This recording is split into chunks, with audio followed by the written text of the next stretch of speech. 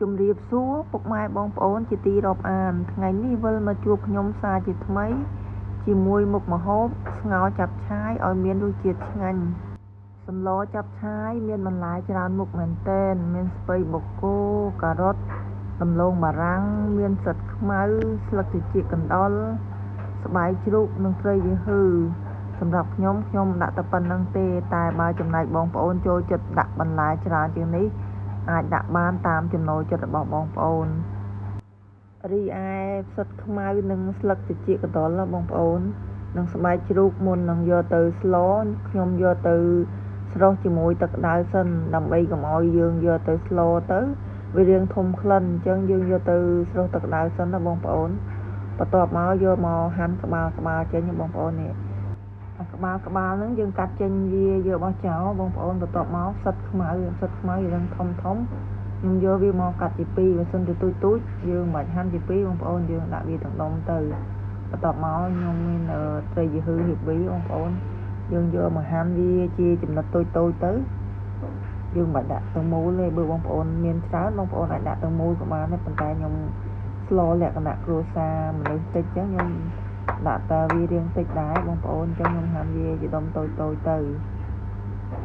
ដំខ្ទឹមយកសម្បកចេញហើយចិញ្ច្រាំឲ្យរាងច្រើនបន្តិចដើម្បីយកទៅលីងជាមួយនឹងឆ្អឹងជំនីជ្រូករបស់យើងនិងសល់ខ្លះខ្ញុំទុកដាក់ជាមួយនឹងទឹកសម្លយើងពេលដែលសម្លយើងឆ្អិនណាបងប្អូនដើម្បីបន្ថែមទឹកសម្លយើងឲ្យកាន់តែមានក្លិនឈ្ងុយចំណែកសាច់វិញខ្ញុំមានឆ្អឹងជំនីចំនួនកន្លះគីឡូបន្ទាប់មកខ្ញុំកាត់ជាកង់មិនតូចហើយក៏មិនធំពេកដែរសម្រាប់យើងល្មមញ៉ាំហើយមុខម្ហូបនេះដែរបងប្អូនចង់ស្លជាមួយនឹងសាច់សុទ្ធឬក៏សាច់ជ្រូក3ជាន់ឬក៏ជាមួយមាន់ស្រែរឹតតែសម្លយើងកាន់តែមានរសជាតិឆ្ងាញ់ចាក់ខ្លាញ់ចូលបំពងខ្ទឹមសរបស់យើងចំណែកខ្ទឹមនេះដែរពេលដែលបំពងកុំដាក់ភ្លើងខ្លាំងពេកដាក់ភ្លើងតិចហើយយើងបំពងវាកូរវាឲ្យសព្វកុំឲ្យខ្ទឹមនឹងខ្លោចកូរឲ្យវាឡើងក្រហមឲ្យវាខ្ទឹមយើងមានក្លិនឈ្ងុយកូរឲ្យរាងយូរបន្តិចទៅឲ្យខ្ទឹមយើងមានក្លិនឈ្ងុយ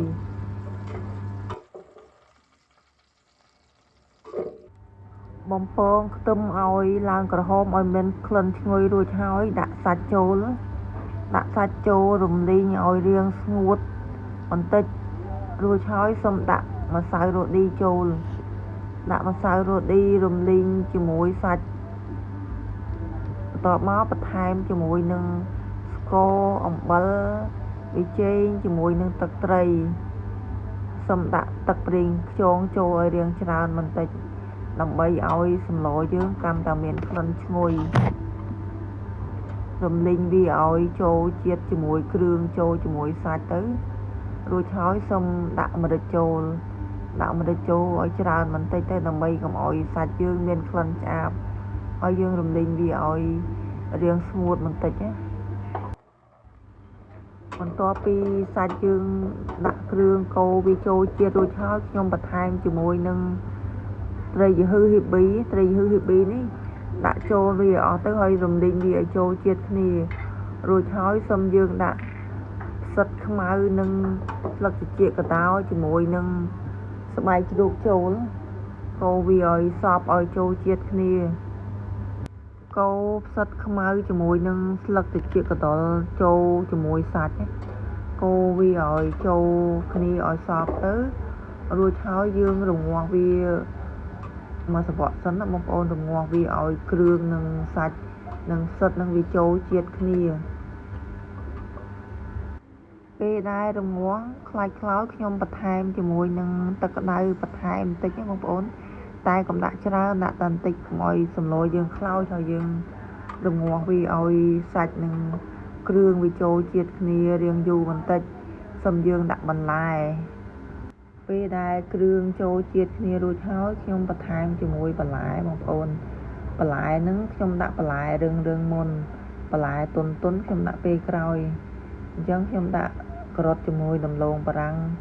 កូរជាមួយនឹងគ្រឿងរងាស់វាមកពុះសិនកូរបន្លែជាមួយគ្រឿងកូរត្រឡប់ឲ្យវាចូលជាតិគ្នាកូរត្រឡប់ទៅត្រឡប់មកសូមយើងរងាស់វាជាមួយបន្លែបងប្អូនច្បាស់ដាក់ទឹកយើងរងាស់វាមកសង្វក់សិនមក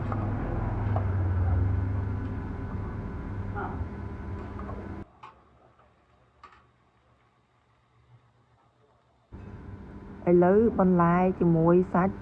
ខ្ញុំរងាស់រាងផុយបន្តិចហើយបន្ទាប់មកខ្ញុំបន្ថែមទឹកនេះដែរខ្ញុំប្រើទឹកក្តៅខ្ញុំមិនប្រើទឹកត្រជាក់ទេពីព្រោះប្រើទឹកក្តៅទៅសម្លយើងឆាប់ពុះហើយទឹកសម្លអត់មានជាតិឆ្លើយទេ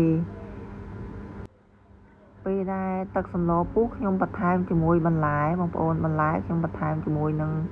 ស្ពៃបូកគោពីព្រោះស្ពៃបូកគោបើសិនជាកាលណាយើងដាក់ពីកូរជាមួយគ្រឿងពីមុន